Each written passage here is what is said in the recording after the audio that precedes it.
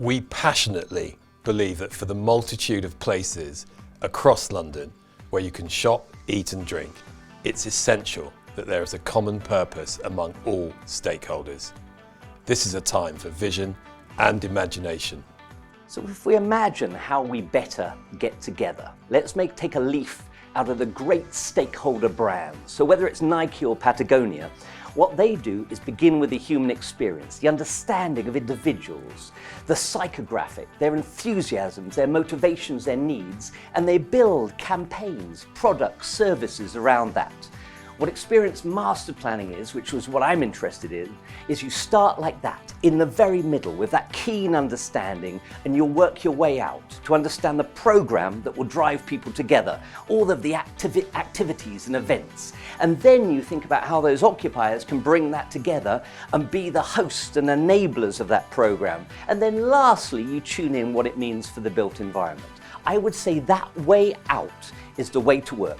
People, then program, then place, and then property. It's incredibly exciting to see how London brands, retailers and operators are responding to this new landscape. We're seeing long-term players adapt their strategies and fresh brands meeting changing consumer desires. M&M is a great example. From its beginnings as a brand which sold clothes through catalogues and a commanding online presence, it has evolved by supplementing this with a growing network of stores in key locations, providing a touch point for customers and a seamless multi-channel approach. Throughout this, it has never lost its commitment to making clothes that are flattering and functional with wear forever appeal. It's grown with its customers and vice versa.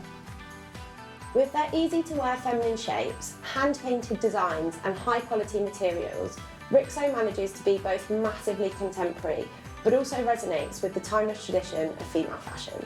This energy and quality translates into their London stores on Marylebone High Street and the King's Road, which visually represent the brand and entice customers into store. They have also created their own community, Humans of Rixo, where they curate stories about diverse and inspiring women from across the world. It's a marriage of great product with wider world awareness, and it's an object lesson in placing a brand in a broader context. Social issues are increasingly shaping how retail interacts with its customer bases.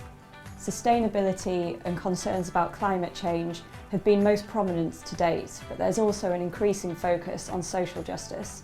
Reformation is a brand that began selling vintage clothing out of a small Los Angeles store in 2009. When it started making its own product, it built a factory to create a safe, healthy and fair working environment for its personnel. And it works with industry groups like the Fair Labour Association. It's a commitment that resonates with its customers and underlines how visible retailers are today in terms of diversity, inclusion and standards. As property providers, we need to take our cue from that.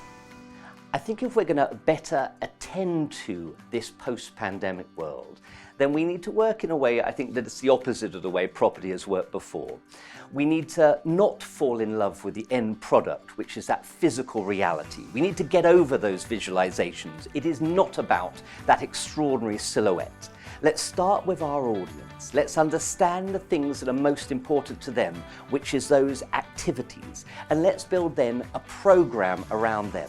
So in that sense, things like activation, followed by adaptive reuse, followed by new build, is the way I would commend it to you to think, rather than the other way round. Retailers that show commitment to shared values, service and excellence expect landlords to also walk the walk.